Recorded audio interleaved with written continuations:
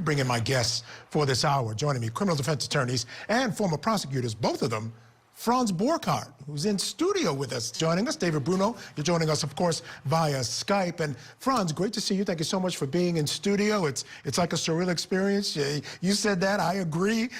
We usually have you on Fridays, but we got you all week this week, so great to see you. I want to start off by talking about this Harmony Montgomery situation, the affidavit. When I read through it, what was clear to me is that investigators knew that they were dealing with the word of someone that wasn't terribly reliable, and they went through painstaking measures to make sure that they could corroborate her story. It appears to me, if everything in that affidavit can be proven, that they've done just that.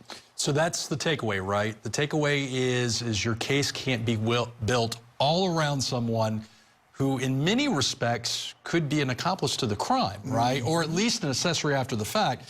So by showing through forensic evidence that certain things happen, it buffers, if you will, her statements. And I think that that is a very strong and impactful affidavit for probable cause. And remember, Michael, affidavits for probable cause are bare minimum.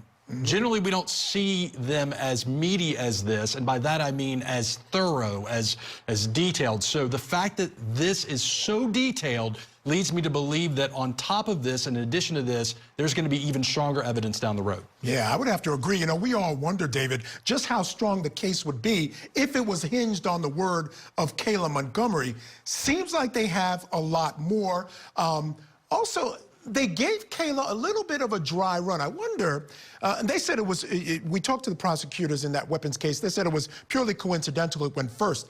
But fortuitous for prosecutors, they had an opportunity to give her a dry run on the stand. I think she did fairly well there. Your thoughts on that aspect? Well, first of all, there's a saying, he who calls the co-defendant loses. Now, that's a general saying, obviously, and that is the importance of the corroborating evidence that you guys just talked about.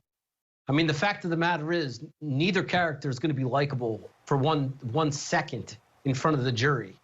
So he's going to probably try to push the attention on her, and that's a plausible defense. But in the end, both of them did not come forward, did not talk about this, did not get help. And the allegations about how they treated this corpse is just horrible. So I think both, even though this co-defendant is probably going to be called and going to be beat up one way or the other, the fact of the matter is, even if he had nothing to do with this, he's right there with her in a car going from place to place. And certainly no one's going to come out looking good in this.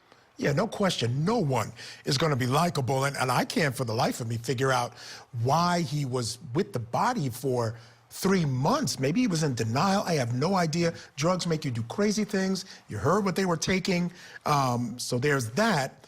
My question for you, Franz, is as a former prosecutor, we know we haven't found the body of Harmony Montgomery. If, by chance, he offers up information as to where the remains could be found, should or would prosecutors be interested in maybe cutting a deal, maybe taking the death penalty off the table? I tell you what, I thought that that would be a good idea till I read the affidavit. I'm not so sure anymore, but there's also the competing interests of the family. So when you have a strong case like this, they may not be inclined to make a deal of that nature. However, I suspect that will be a conversation with the victim's family, which in this case, that's a big question mark. Who is, I mean, this little girl was treated inhuman, systemic failure across the board. Who's the victim's family in this one? Who's Harmony's family? But if they say, you know what, we're willing to take death penalty off the table to have the closure and the peace of mind of knowing where she is so that we can give her a proper burial, maybe that's a negotiating piece. And look, in this case, with that kind of strong evidence, if I'm representing him, I'm certainly encouraging him to get on the life raft to maybe save his life. Yeah, if he's interested in that, that certainly would be one way to go. Quickly, David, only a few seconds left. I want to go to the Zelensky trial. Today we heard testimony from the medical examiner that the gun was pressed against the victim in this case. Who does that help? Does that help the defense or the prosecution?